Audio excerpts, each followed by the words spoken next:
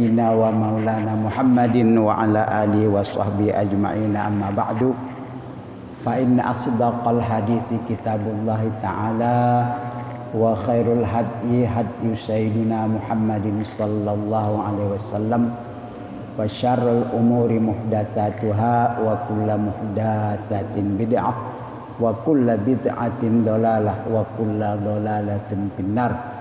Qala al-muallif rahimahullahu ta'ala wa nafa'ana bihi wa bi barakati ulumihi fid dharain amin. Jamaah maghrib Masjid Jami' Besar Ar-Ridwan, bapak-bapak, ibu-ibu, alhamdulillah kita bersyukur kehadirat Allah Subhanahu wa taala. Besok sudah tanggal 18 Rajab. 18 Rajab 19, 20, 21, 23, 24, 25, 26, 27, 28, 29 habis. Rajab ini 29. Masuk bulan Rawah, Sya'ban 30, Ramadan 30.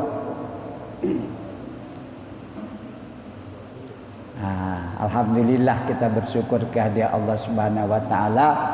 Pada malam ini judul pelajaran kita ialah, nama kitabnya dulu, kitab Riyadhus Shalihin, hadis susunan paling besar Syekh Nawawi Ad-Dimashq, Damaskus, orang alim ya, yang hafal 300.000 hadis, hafal Quran, hafal hadis, masya Allah, tabarakallah.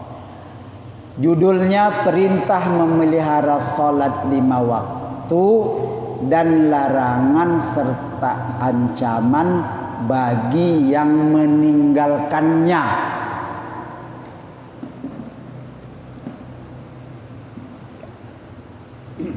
Ambil bapak itu bapak kemari itu, bapak itu yang muda, anak muda itu jamaah kita itu, ntar dia mau ngaji itu. Firman Allah Subhanahu wa taala, bismillahirrahmanirrahim, hafizu 'alas shalawati was shalatil wusta.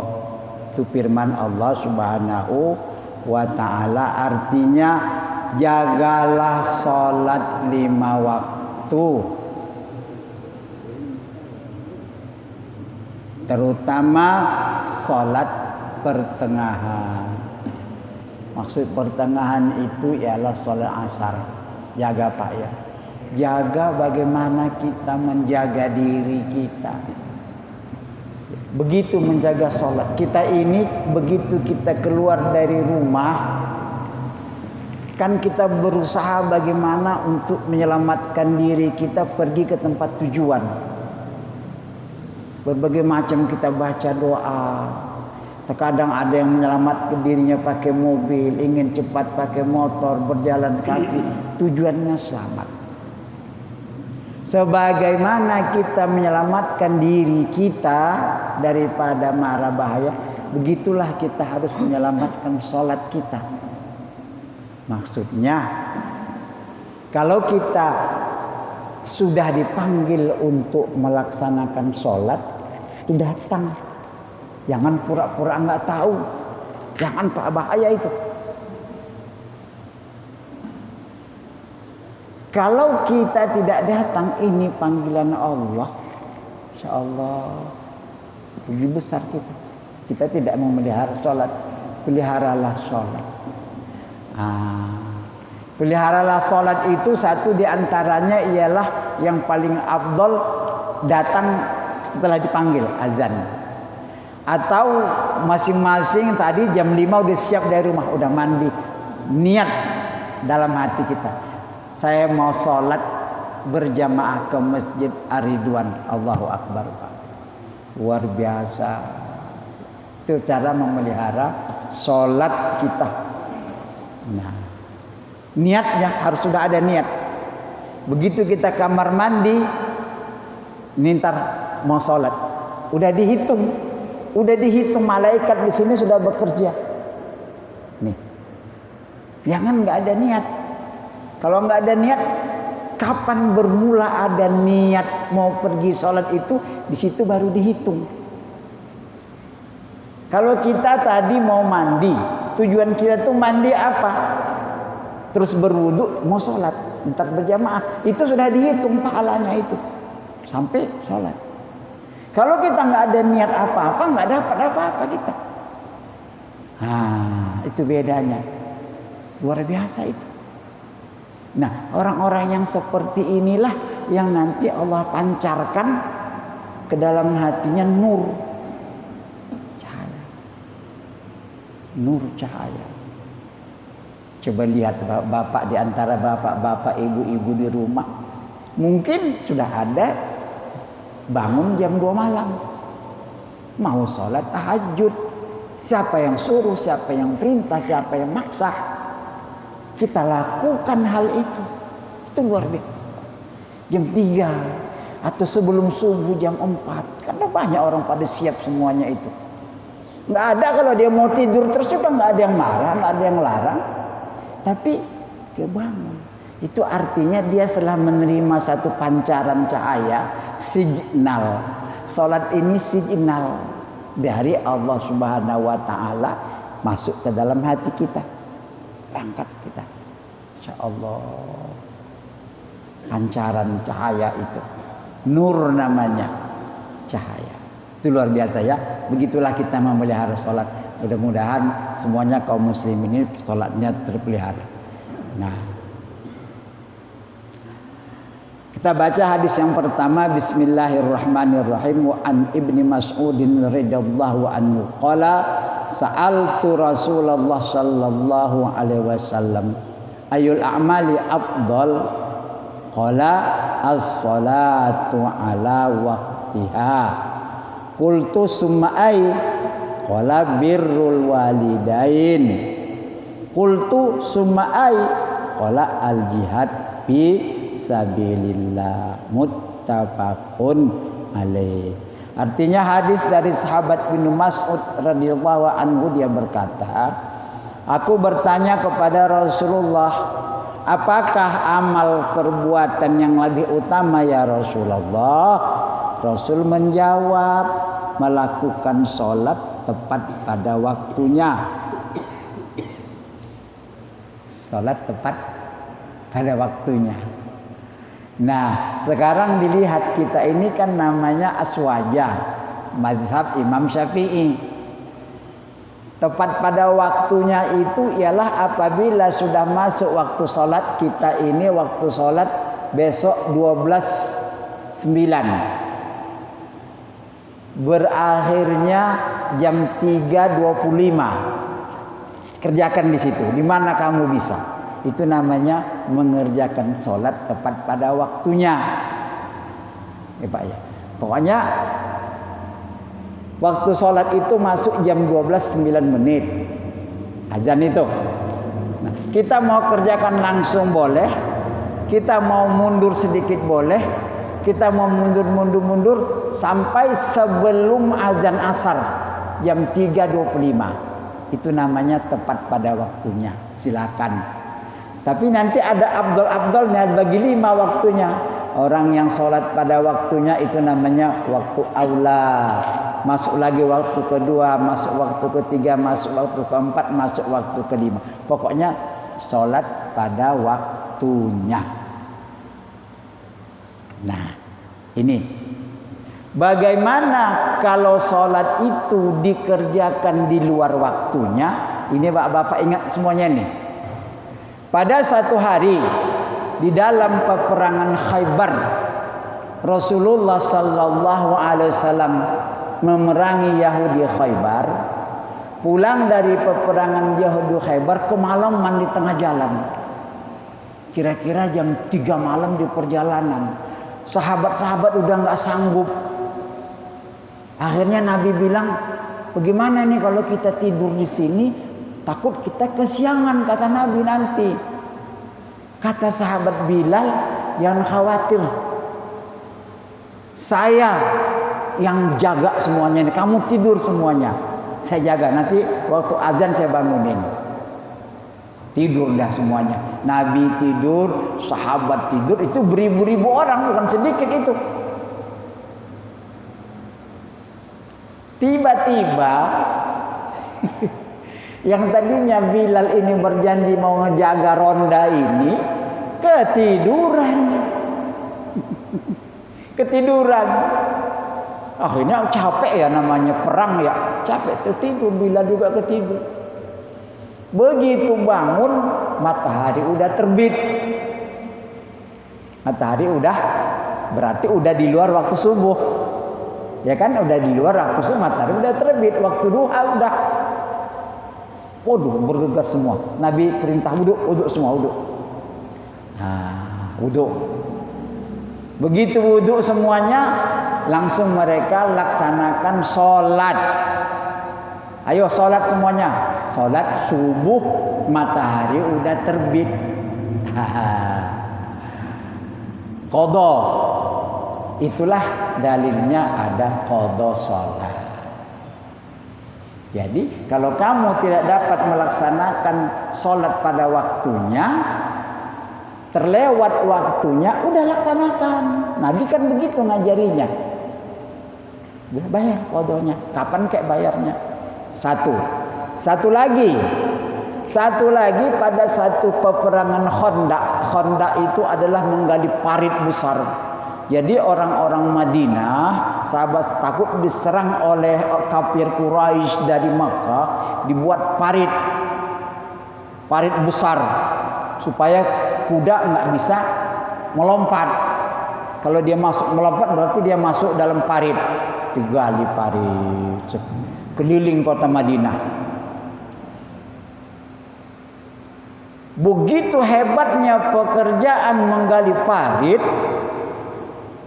semua jamaah termasuk Nabi tidak sholat zuhur. Masuk asar tidak sholat asar. Masuk maghrib tidak sholat maghrib. Tiba-tiba masuk waktu isya. Kata Nabi, sudah istirahat. Nah, karena kita tidak sholat zuhur, asar, maghrib, masuk isya sekarang, udah kamu berwuduk semua. Udah bersop-sop itu seluruh penduduk Madinah. Bayangkan berapa ribu orang waktu itu. Baris. Suruh Bilal qomat. Qomat zuhur pada waktu isya. Malam udah ini. Udah isya. Sembahyang 4 rakaat. Udah salam, Nabi suruh lagi qomat. Berdiri qomat lagi. Salat asar 4 rakaat. Salam lagi, berdiri lagi. Salat maghrib 3 rakaat. Udah itu salat isya. Jadi zuhur, asar, maghrib, qadha. Jadi itulah dalilnya kita qadha salat itu bisa digabung qadhanya bagi kawan-kawan kita yang tadinya banyak tinggal salatnya, udah gabung aja udah. Zuhur, asar, maghrib, isya, subuh. Zuhur, asar, maghrib, isya, subuh. Udah satu hari kebayar. Besok zuhur, subuh, zuhur, asar, bayar satu hari. Setahun 360 kali. Nah, kebayar setahun. Itu cara mengqadha salat. Ya Pak ya, udah paham tuh ya. Nah, kita teruskan hadis. Ayul a'mali afdal. Kata Nabi tadi dijawab salat pada waktunya. Kemudian sahabat bertanya, qala summa ay, apalagi amal yang paling baik ya Rasulullah? Rasul menjawab, birrul walidaini, berbakti kepada kedua ibu bapak. Gimana itu berbakti kepada kedua ibu bapak itu? Kalau mereka masih hidup, anak-anak kita dilatih Pak ya, supaya mereka bisa berbakti kepada ibu bapak ini. Karena sekarang ini anak-anak udah susah. Disuruh ke warung aja anak-anak udah enggak. Lain Pak, masih begini aja nih. Masih begini aja, disuruh ke warung, suruh apa, udah nggak mau anak-anak. Latih Pak. Keras-keras dikit lah anak-anak ya. Nah, sholat. Birrul walidaini membantu itu anak-anak, membantu memudahkan kedua orang tua. Orang tua kita lagi sibuk di rumah, ibu kita, ayah kita, bantu. Kalau kamu disuruh beli apa pergi jalan. Jangan dilawan. Itu bakti kepada selama ibu bapak ini masih hidup. Ya. Bahkan baktinya kalau umpamanya ibu bapak ini miskin, hidupnya miskin. Kemudian sampai waktu berzakat fitrah, yang bayar zakat ini ibu bapaknya, anaknya. Untuk ngasih makan, ngasih minum, semuanya anak tanggung jawab. Itu wajib, itu tidak boleh dihindarkan. Itu birrul walidaini.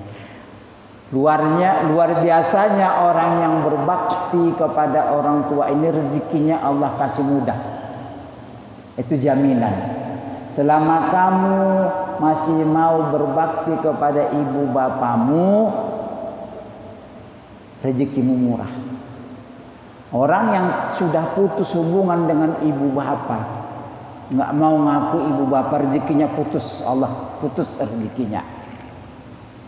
Hati ya, ibu bapak itu karomah, berkaromah. Guru saya sering bilang almarhum almarhumlah Ki Haji Ali, tuh jangan keramah pergi ke gunung-gunung, minta kaya, minta apa di gunung, di rumah ada ibu bapak. Itu karomahnya. Kadang anak-anak nggak paham, mau pergi ke gunung, mau pergi ke sono. Ibu bapak di rumah itu taati perintahnya, itu karomah kita. Cara sukses. Jangan sampai menyakitkan hati. Bahkan di sini ada disebutkan sumai apa lagi? Jihad fisabilillah. Jihad fisabilillah, seorang anak muda datang kepada Rasulullah, ya Rasulullah, minta izin ya Rasulullah, saya mau ikut berperang, saya pengen mati syahid. Kalau mati syahid kan langsung masuk surga gitu ya. Datang anak muda ini mau ikut perang. Rasulullah tanya, ahayyun abawaika, ayah ibu masih hidup enggak? Masih ya Rasulullah. Kabirhuma, berbakti engkau keduanya, enggak usah ikut jihad, itu lebih besar jihadnya berbakti kepada ibu bapak itu. Nah, orang memuliakan orang tua itu luar biasa Pak. Sampai-sampai siapa? Uwais Al-Qarni saking hormat dan sayangnya kepada ibu bapaknya, ngurus ibunya, ngurus ayahnya. Uwais Al-Qarni, Nabi katakan namanya terkenal di langit walaupun orangnya di bumi tidak terkenal. Nah, kita kan mau nama kita terkenal di langit, bakti kepada ibu. Kalau bapak-bapak ini rajin lihat YouTube ya, orang umroh, orang haji di Makkah, itu ada orang yang menggendong ibunya, ada yang menggendong ayahnya tawaf.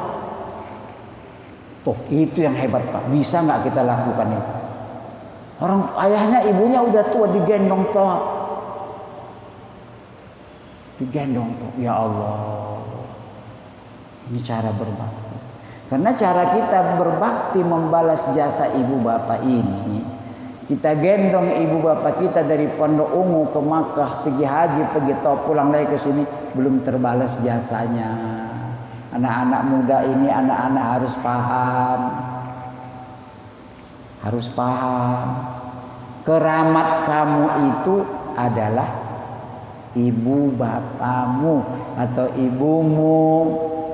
Pergi nyari keramat kemana-mana.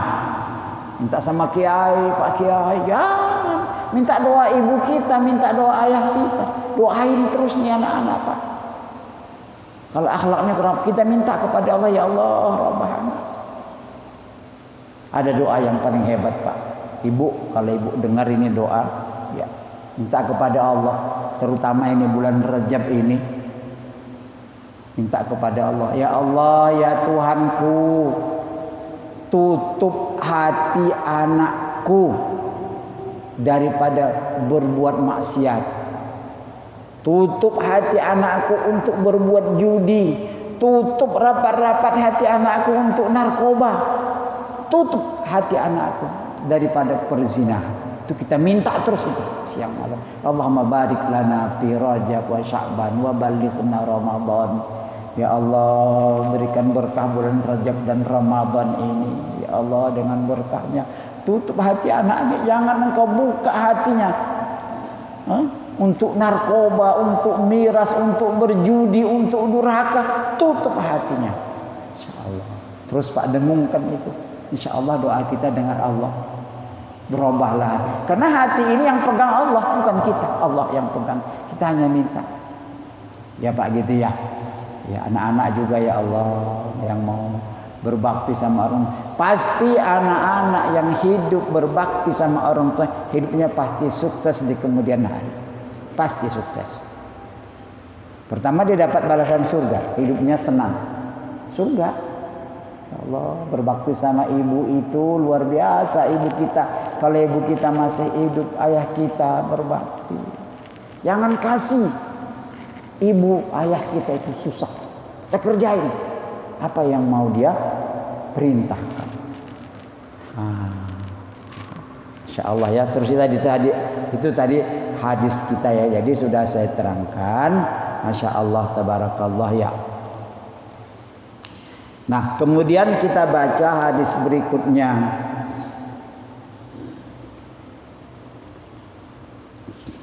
Gini. Bismillahirrahmanirrahim. Wa an Abi Hurairah radhiyallahu anhu qala Rasulullah sallallahu alaihi wasallam, inna awwala ma yuhasabu bihil abdu yaumal qiyamah min amalihi salatuhu fa in saluhat faqad aflaha wa anjaha wa in fasadat faqad khaba wa khasira fa in taqasa min faridatihi syai'an Qala Rabbu azza wa jalla unzuru hal li abdi min tatawwa payukammalu biha man taqasa minal faridah summa takunu sairu a'mali ala hada rawahu Tirmizi wa qala hadisun hasanun. Dengar bagus ini Pak, Masya Allah ini ya. Hadis dari sahabat Abu Hurairah radhiyallahu anhu, dia berkata, Rasulullah sallallahu alaihi wasallam bersabda, sesungguhnya permulaan perbuatan seseorang yang dihisab pada hari kiamat adalah salatnya. Tidak ditanya kamu bangun masjid berapa. Tidak ditanya kamu bangun pesantren berapa. Berapa murid pesantren itu. Tidak. Yang ditanya adalah sholatnya. Hati sholat. Begitu lihat Rasulullah, saking perlunya sholat yang tinggal tadi itu, laksanakan. Ya. Kemudian fa'in saluhat faqad ablaha wa anjaha.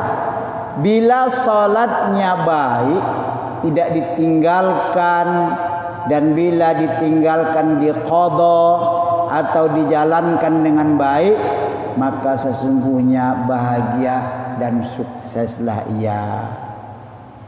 Bila salatnya rusak, banyak yang ditinggalkan atau dijalankan dengan cepat waktu rukuk, waktu sujud, maka sungguh dia merugi. Ya. Tuh. Itu sholat dihisab. Kalau rapih oke, bagus. Tiba-tiba nih kurang nih sholatnya nih kata malaikat, nggak cukup. Kemudian bagaimana kebijaksanaan Allah? Bila sesuatu dari kewajibannya kurang, perhatikan ini. Ya kurang nih. Ente kan hidup sekian tahun. Sholat kurang 2 tahun. Belum bayar 2 tahun. Umpamanya. Nah, bila sesuatu dari kewajibannya kurang, maka Allah yang Maha Agung berfirman kepada para malaikat, apa kata Allah? Unzuru, lihatlah apakah hambaku itu mempunyai perbuatan sunnah. Nah, untung nih yang rajin ke masjidnya sholat tahiyatul masjid, yang rajin ke masjidnya qabliyah, ba'diyah dan segala macam itu dihitung, itu nggak sia-sia. Lihatlah apakah hambaku mempunyai perbuatan sunnah, lantas kewajiban yang kurang akan disempurnakan dengannya. Hanya ada pertanyaan, Pak. Ya, ada pertanyaan. Ya. Masih banyak waktu ya. Nah begini pertanyaan, saya sendiri yang nanya. Kan kita umpamanya nih zuhur itu kan 4 rakaat. Kita sunat qabliyah zuhur berapa rakaat? Kan 2 ya. Sedangkan kita terutang zuhur 4, baru 2, kurang 2 lagi kan. Makanya saya selalu menyuruh udah qadha aja 4, qadha aja, nggak usah qabliyah zuhur, qadha aja. Karena kalau kita tadi kayak maghrib kita kan datang kemari qabliyah maghrib kan 2. Sedangkan sholat maghrib yang pernah kita tinggalkan dulu itu 3. Berarti kurang 1. Bagaimana cara nutupinya? Makanya saya menyarankan Bapak di sini udah qadha maghrib 3 rakaat beres. Itu ya. Tapi sudah begitu ya. Allah Ta'ala caranya begitu. Lihat amal-amal sunatnya. Ada enggak? Oh ada ya Allah, banyak. Dia rajin tahiyatul masjid, dia rajin qabliyah, banyak tarawehnya, nggak pernah tinggal tarawehnya. Hitung semua. Tapi ternyata masih ada kurang. Nanti kurang bagaimana caranya? Lantas seluruh amal perbuatannya akan diperlakukan seperti ini sebagai sholatnya. Apa amal perbuatannya yang lain? Puasa, rukun Islam kedua, puasa. Puasanya rapi enggak? Dia puasa dari umur 15 tahun laki-laki, umur 12 tahun perempuan. Wah, banyak tinggal. Tapi ada enggak puasa sunat Rajab Sa'ban, Syawal, Zulhijjah? Ada, Senin Kemis rajin dia. Tutup ke sana. Yang bermasalah kalau ada kurang. Puasa sunatnya kurang. Yang paling berbahaya Pak, zakat. Hati-hati orang kaya. Orang kaya hati-hati. Kita ceritakan hukumnya ini ya. Si orang kaya tahun 10 tahun katalah 10 tahun yang lalu tidak berzakat. Si orang kaya kan kewajibannya zakat harta. Kalau orang kaya nih banyak simpanannya, duitnya bermiliar, beratus-ratus juta di bank, tidak mau dikeluarin zakat. Udah berjalan hidup terus. Dia sukses, dia bahagia segala macam. Belum bayar. Harusnya dia zakat bayarnya sekian. Katalah kita ambil yang kecil. Kalau 100 juta duit simpanan kita, zakatnya berapa? 2,5%. Bagi 10. 100 juta bagi 10 juta bagi 4. 2,5 juta. Nggak dibayar nih padahal duit itu dalam rekening itu udah sekian, nggak bayar. Masuk tahun depan zakat lagi, tidak bayar lagi 2,5 juta, jadi berapa? 5 juta. 10 tahun terlupakan menjadi berapa? 25 juta. Tidak bisa kita bayar, yang dulu lu bayarin dulu. Begitu juga puasa. Jadi puasa yang tinggal diambil dari puasa-puasa sunat. Salat yang tinggal diambil dari salat-salat sunat. Begitulah caranya sairu amal. Summa takunu sairu amali ala hadza. Inilah caranya menghitung amal-amalnya. Salatnya, puasanya, zakatnya. Haji bagaimana?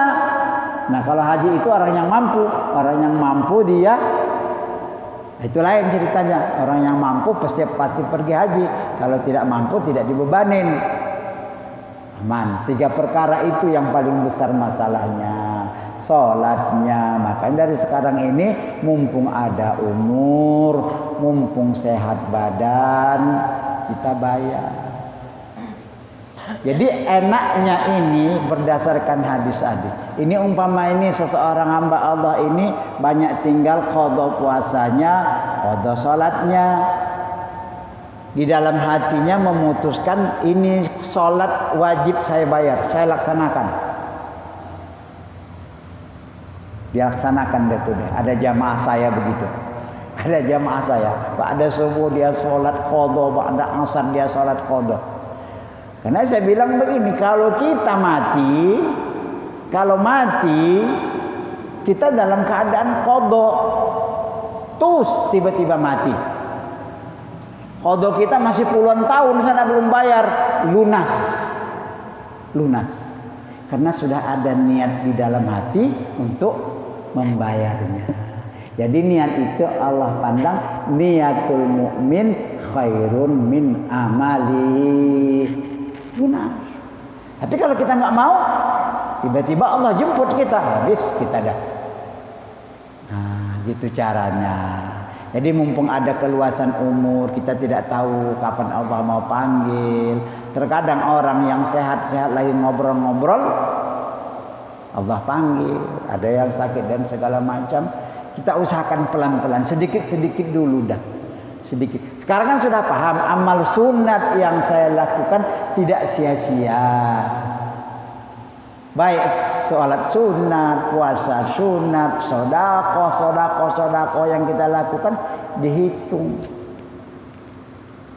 Jadi kalau orang itu ahli zakat yang saya katakan tadi banyak zakatnya nggak bayar, dihitung sedekahnya berapa banyak. Dia ngawinin anak sedekahnya berapa banyak, dia nyunatin anak berapa sedekahnya, dia haul berapa sedekahnya, dihitung semuanya. Udah itu untuk bayar zakat.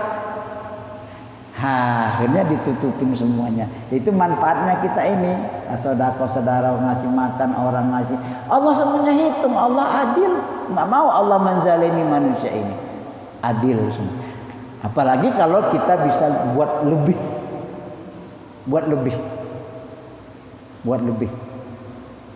Semuanya dihitung oleh Allah Subhanahu wa ta'ala. Itulah gunanya ada malaikat mungkar wa nakir. Nah, mungkin ada pertanyaan Pak, silakan Pak. Iya, silakan Pak. Saya sedang melakukan sholat. Saya ambil contoh gini. Ya. Kalau kita keluar kota, itu contoh aja. Ya. Atau kalau lebaran umumnya kepada pulang kampung. Ya. Nah, di perjalanan itu macet. Jadi kita tidak bisa melaksanakan sholat zuhur. Iya. Karena macet itu ya. Iya. Nah, lalu kita sholat asar itu, apakah kita wajib qadha atau qashar? Karena di situ ada qashar dulu. Iya. Nah, apakah kita qadha atau di qashar? Iya. Karena di situ ada qashar. Ya. Nah, qashar itu ada jamak takdim, ada jamak takhir. Apa yang kita kerjakan? Apa jamak takdim atau takhir? Mohon guru jelaskan biar tahu semua. Ya. Ini kita musafir, pulang kampung dan sebagainya dah. Tiba-tiba di perjalanan itu Katalah orang naik kereta nggak bisa berhenti, mobil kali bisa berhenti, bus pokoknya ini nggak bisa berhenti deh ini dah. Ya udah nggak bisa berhenti. Kemudahan orang yang musafir itu bisa qasar, bisa jamak. Tapi tadi nggak bisa dilaksanakan karena terlalu macet perjalanan ataupun dan sebagainya. Akhirnya terlewatlah sholat ini. Kemudian waktu asar atau waktu isya atau maghrib tenang, udah lega gitu, nggak ada kemacetan. Terpaksalah kita qada sholat itu dengan qada sempurna. Kalau yang tinggal zuhur 4 rakaat qadanya, kalau yang tinggal. Tapi kalau waktu asar itu, kan ini asar nih, asar itu kita qasar aja karena sholatnya pada waktu asar, tidak usah jamak. Karena antara asar dengan jamak begini Pak, ada ilmunya ini Ustaz. Yang boleh jamak zuhur dengan asar, maghrib dengan isya. Ya jamak nih. Umpamanya kita musafir mau pulang kampung, waktu zuhur sudah masuk, tiba-tiba nggak bisa sholat, udah berniat sholat zuhur ini akan saya laksanakan pada waktu asar, jamak qasar dengan asar, udah nggak usah sholat. Nanti begitu masuk waktu asar langsung kita sholat jamak, zuhur dulu rakaat salam, kemudian asar 2 rakaat salam, selesai. Begitu juga maghrib. Ini maghrib, aduh, ini nggak sempat nih sholat. Udah niat aja, sholat maghrib ini saya akan laksanakan pada waktu isya, jamak dengan isya. Nggak usah sholat maghrib. Masuk waktu isya, udah kita laksanakan maghrib 3 rakaat, isya 2 rakaat jamak qasar. Tapi kalau tidak ada niat tadi, nggak ada niat tadi di awal, waktu zuhur udah masuk, waktu maghrib nggak ada niatnya, dia tidak berniat untuk menjamak pada waktu asar, udah terpaksa dia qada. Kalau ada niat jamak boleh, gitu Pak. Itu Ustaz. Belum jelas nih tuh ya. Ya. Ini dia paham semua. Ya. Tadi guru menjelaskan kode gitu. Ya. Jadi jelas aja nih Mas. Iya. Padahal di situ ada qasar, ya. Qasar ada jamak takdim, jamak takhir. Iya. Ini kita zuhur ini kita qada apa kita qasar nih? Iya. Nah, pertanyaan saya, itu di situ ada jamak takdim, jamak takhir. Iya. Yang kita kerjakan jamak takdim dulu apa takhir nih? Gimana caranya nih? Ini biar jelas aja dulu. Iya. Salat musafir jamak takdim, jamak takhir. Yang dimaksud dengan jamak takdim melaksanakan waktu zuhur dan waktu asar pada waktu zuhur. Melaksanakan salat maghrib dan waktu isya pada waktu maghrib, itu namanya jamak takdim, didahulukan. Ya, didahulukan, paham tuh ya? Walaupun waktu asar belum masuk, kita laksanakan salat zuhur, usalli fardhu zuhri rak'ataini qasran majmu'an ilahil asru. Ya, jam'at Allahu akbar. Saja aku sembahyang fardu zuhur 2 rakaat qasar jamak dengan asar. Assalamualaikum. Naik lagi, usalli fardhu asr rak'ataini qasran. Saja aku sembahyang fardu asar 2 rakaat qasar. Selesai, salam. Begitu juga maghrib, usalli fardhu maghrib salasa rakaatin qasran majmu'an ilahil isya. Saja aku sembahyang pada maghrib 3 rakaat jamak qasar kepada isya. Habis 3 rakaat maghrib salam, naik isya. Usalli fardhu isya rakataini qasran majmu'an ilal maghrib. Saja aku sembahyang fardu isya 2 rakaat jamak qasar dengan maghrib, selesai. Berarti nggak ada kodo sih? Nggak ada kodo. Berarti nggak ada. Qasar ya? Iya. Oh iya, itu maksud gitu. Takutnya dikodo gitu. Jangan dikodo, jangan. Ini kan jelas namanya. Iya. Tadi kan Ustaz menjelaskan kodo. Takut saya jamaah semua kan semuanya nggak semuanya ngerti semuanya. Iya. Saya juga nggak ngerti enggak ya. Iya, iya. Takutnya nanti dikodo nih, kodo zohor ke apa gitu, apa kemarin ke asar apa ya? Karena kodo, karena Iya. di situ yang saya bilang ada kosor kan. Jadi yang kode ini berarti udah nggak usah. Nggak usah. Langsung kosor kan? Langsung kosor Ada jamak. kosor ya. Iya. Jadi kalau zuhur dengan asar dilaksanakan pada waktu zuhur, namanya jamak takdim, didahulukan. Kalau zuhur dilaksanakan pada waktu asar, namanya jamak takhir. Kalau salat maghrib dilaksanakan pada waktu pada salat maghrib dengan isya dilaksanakan pada waktu maghrib, namanya jamak takdim. Ya. Kalau salat maghrib dilaksanakan pada waktu isya, namanya jamak takhir. Udah aman. Jadi salah satu waktu itu kita nggak sholat, nggak usah sholat asar, udah tadi kosor. Itu kemudahan orang musafir.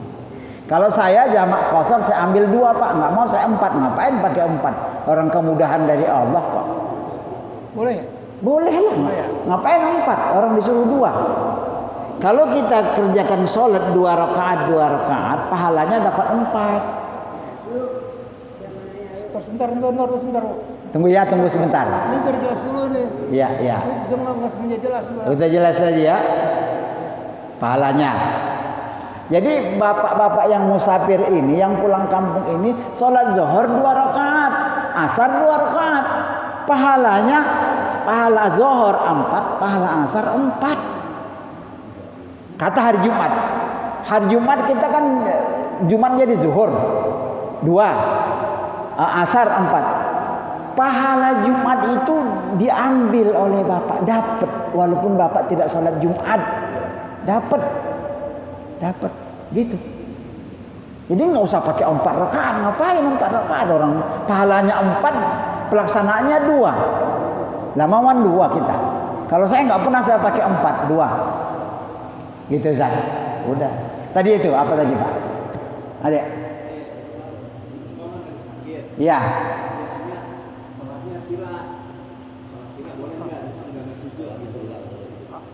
Ya. Lihat, tunggu. Lihat.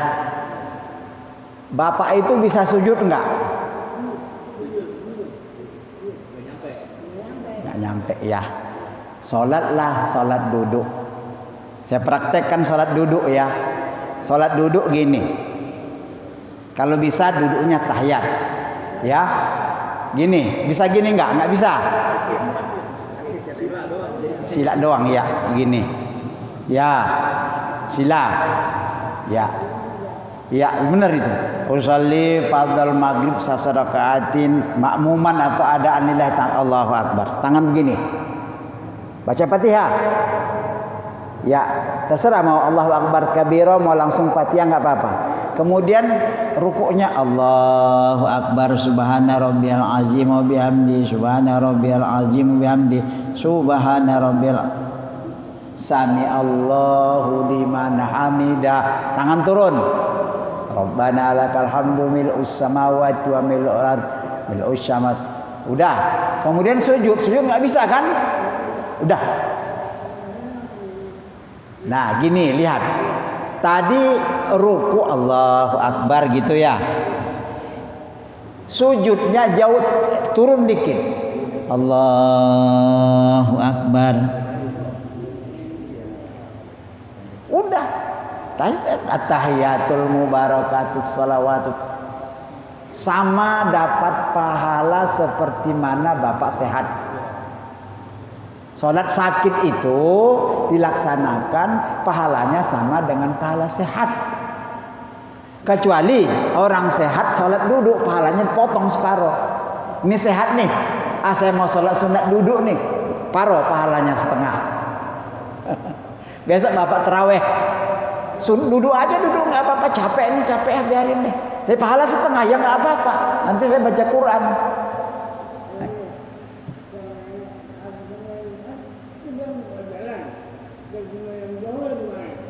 Ya, ini dia. Ini pas tadi mau saya baca ini. Masalah sholat Jumat bagi orang yang sakit tidak dapat datang, Bapak sholat di rumah.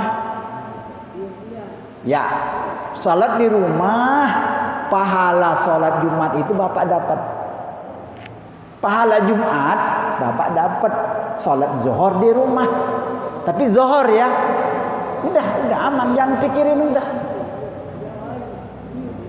Ya. Ya Pak. Alhamdulillah. Ini orang paling takut meninggal sholat ini.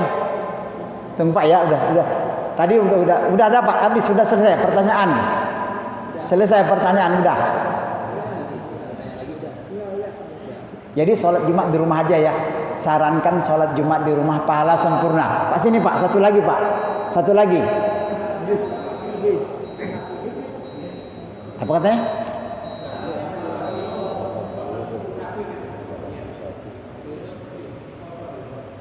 Musafir.